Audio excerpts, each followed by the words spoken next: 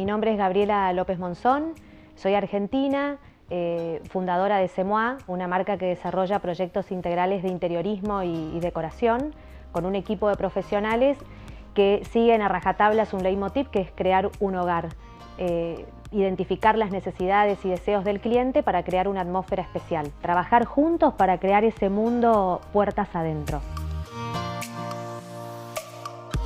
Y Semois es una marca que representa como una experiencia sensorial.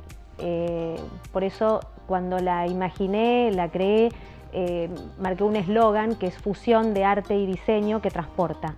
Es un eslogan que me representa a mí en cuerpo entero y creo que se traduce en un concepto de diseño que yo quiero implementar. Soy abogada, ejercí muchísimos años, con la misma intensidad y pasión que tal vez hoy hago diseño, pero no me sentía completa, no me devolvía una gratificación el ejercicio de la profesión. Y yo creo que viré el timón cuando empecé a escucharme y a entender un poco qué necesitaba, que era esa gratificación personal o crecimiento a nivel interior. Y como el arte siempre estuvo adentro mío, en todas sus expresiones, yo creo que logré identificar que el camino iba por ahí, aunque no sabía muy bien qué hacer. Simplemente dije, es por acá, y tenía claro dónde no quería estar.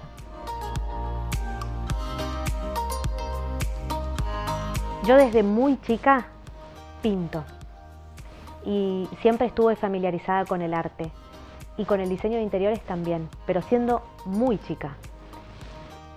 Solo como título informativo me mudé 14 veces. Entonces, yo creo que de ahí nació este concepto, de la necesidad imperiosa de formar un hogar. Y el hogar con lo que implica la palabra, que no es simplemente pongo el mueble al que estaba acostumbrado, mi cepillo de dientes en el baño. Tiene que ver con este ejercicio de apropiarse, de sentirlo tuyo. Y es un proceso difícil. Y a nivel personal me costó, al principio sola, después con 3 hijos, en otro país. Entonces, todo esto me ayudó a involucrarme más en el diseño de interiores. Pero siempre pinté, siempre estuve vinculada a artes, intervenciones, siempre lo disfruté. Yo creo que el arte fue un recurso que llenó mis vacíos, que me ayudó a completarme, a celebrar la vida. Es como que me despertaba sensaciones que por ahí otras áreas no, porque he hecho otras cosas y era siempre muy manual, siempre respeté mucho al trabajo del artesano, del orfebre, siempre me interesó, con lo cual no es que yo estaba ajena por ser abogada. Yo todo esto lo hacía en forma paralela, obviamente como un hobby. Y cuando pude descubrir que lo mío iba por ahí, dejé el resto. Y como te decía, la abogacía no era que la ejercía muy por arriba, al contrario. Hice 2 posgrados, me dedicaba full, daba clases en la facultad, o sea, realmente me dedicaba mucho, pero no me devolvía nada, es como que no despertaba en mí mi mejor versión. Siempre estaba con una posición más bien belicosa que cualquier otra, entonces eso creo que me obligó en algún punto a decir basta y me quiero dedicar a otra cosa. Una de las barreras más importantes fui yo misma con esta estructura y estos preceptos a seguir de haber desarrollado una carrera universitaria y como que debía seguir con esta actividad. Y otra creo que fue la opinión de la gente, de mi entorno, porque me hablaban de los años invertidos, pero ¿qué vas a hacer? Y era verdad, yo no tenía claro ni definido qué iba a hacer. Entonces la opinión de la gente a veces pesa y no sé si cuenta, pero pesa y mucho.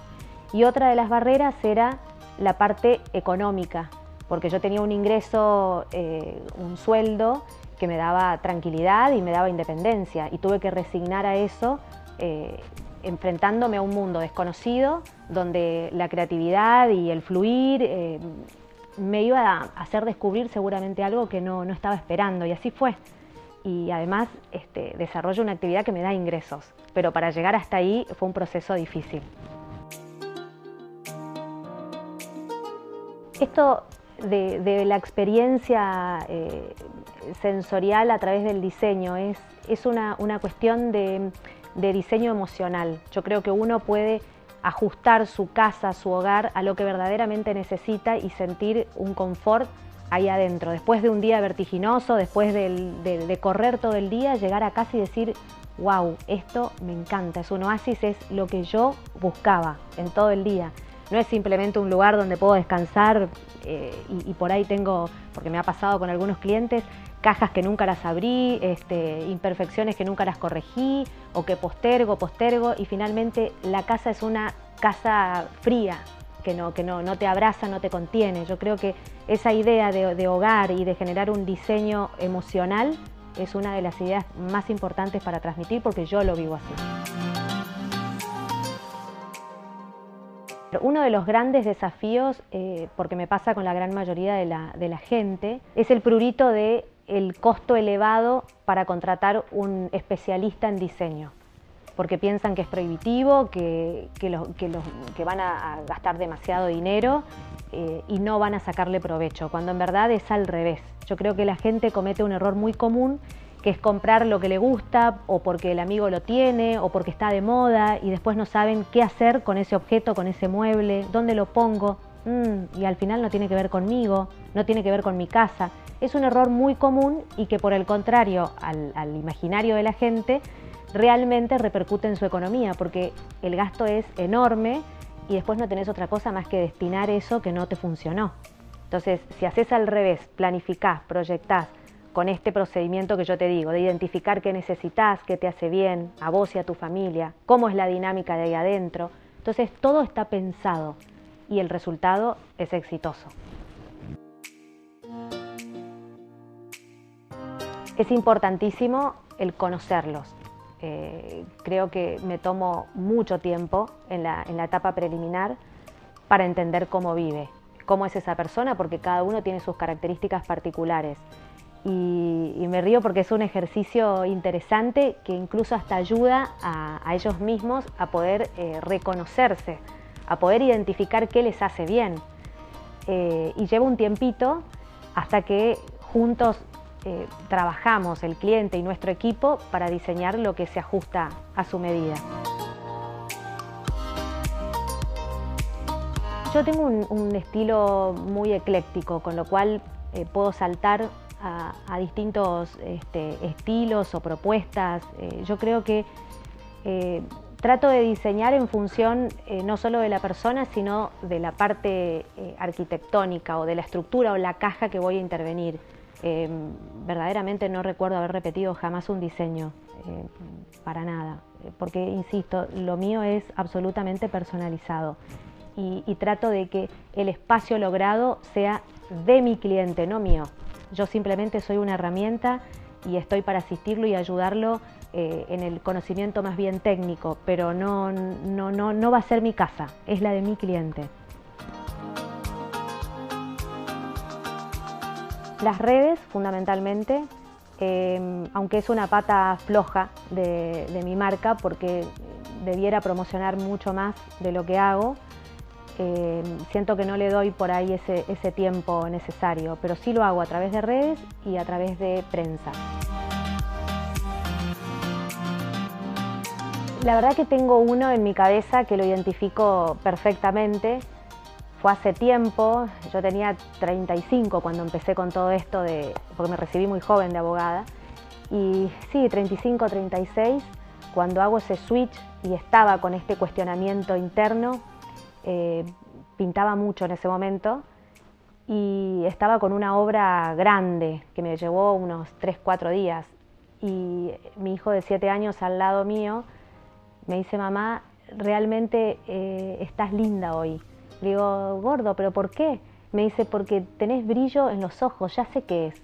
Porque vos pintás, cuando pintás sos otra persona. Y creo que eso me ayudó a poder entenderme. Y uno de los grandes consejos fue eso. Mamá, mírate, mamá, escúchate. No podría decirte algún otro. Por el contrario, me costó mucho, mucho arrancar. Porque si tuviese que dejarme llevar por el entorno, el resto de la gente, te podría decir que me sentí bastante sola.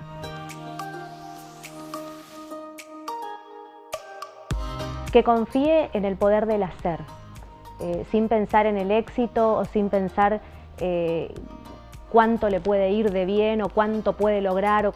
Simplemente es tener claro qué nos gusta, qué disfrutamos y confiar en nuestra insistencia, en nuestra polenta.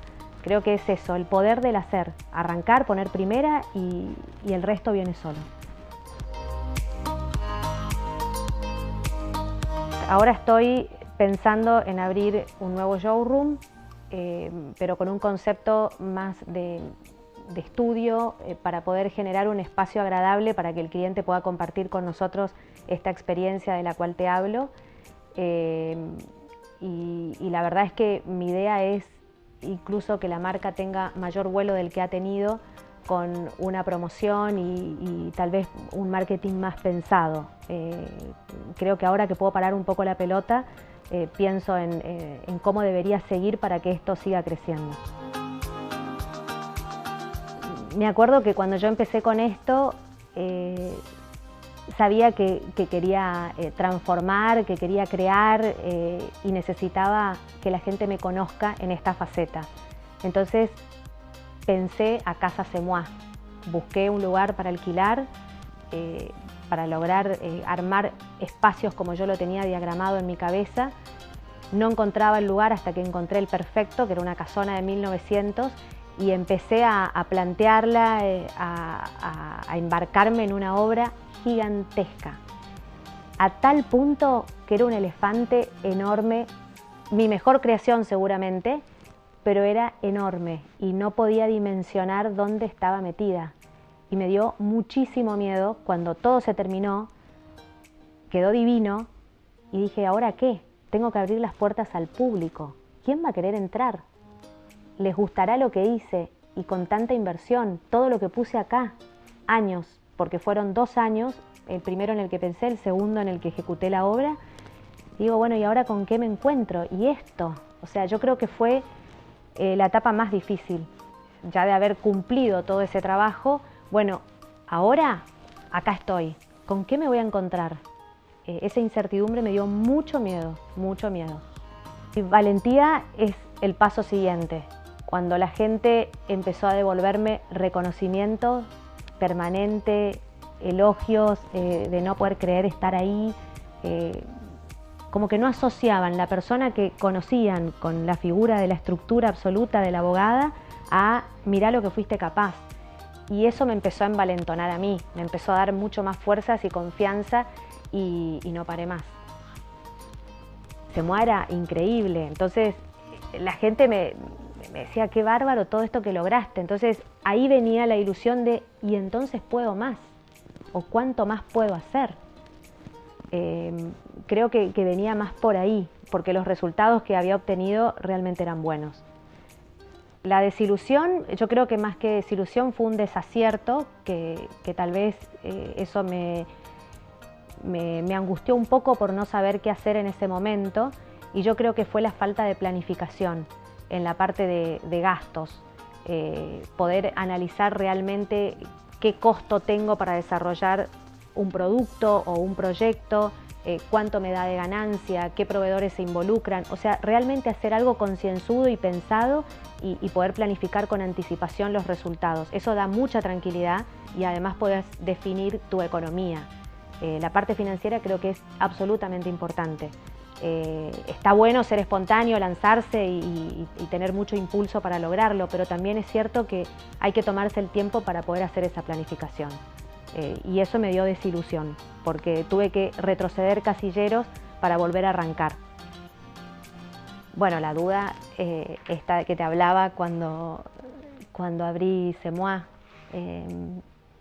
y fue increíble, en serio, dudé mucho de si alguien podía entrar, porque imagínate que Semois no existía, era una marca absolutamente nueva. Calculo que debe ser bastante común también cuando uno arranca algo de cero, pero no solo porque no era conocida en el mercado del diseño, sino por el hecho también de crear algo distinto, porque no toda la gente está acostumbrada a consumir algo que marque una diferencia. La verdad es que lo que estamos acostumbrados a ver lo recibimos como casi en forma espontánea, sin darnos cuenta. Pero cuando planteamos algo diferente, y hay quienes se resisten y hay quienes lo incorporan, pero de a poco.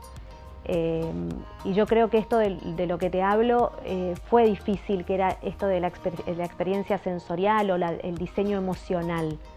Y para mí verdaderamente es muy importante. Por eso cuando me preguntaba si yo repito mis diseños, y la verdad, no porque lo tengo vinculado a esto. Y eso creo que fue uno de los motivos por los cuales dudé o a veces me dieron miedo o desilusión, porque me encontraba con una resistencia bastante grande al principio y después todo fluyó.